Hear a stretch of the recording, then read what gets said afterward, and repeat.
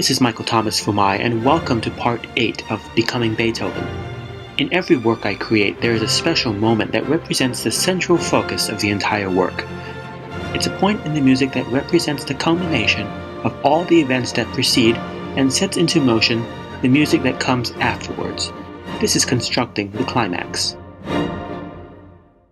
In previous episodes, I discussed the use of orchestration to create drama, the sculpting and transformation of an idea, and the invisible force that steers a work towards a direction. All of these ideas work together in determining the work's climactic point. Some composers have used the golden mean or ratio to determine the proportions of where this section should occur.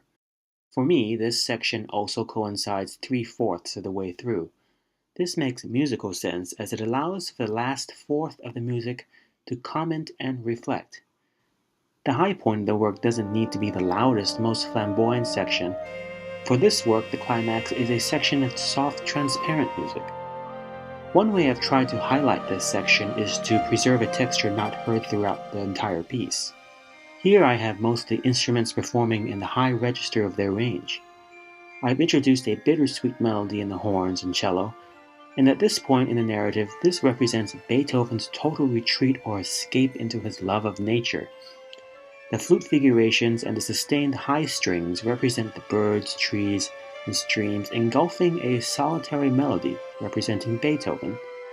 This section in turn is the impetus for transformation and sets the stage for the sudden return of the stormy music of the first section, but this time rewritten to reflect a newfound and developed will to push forward.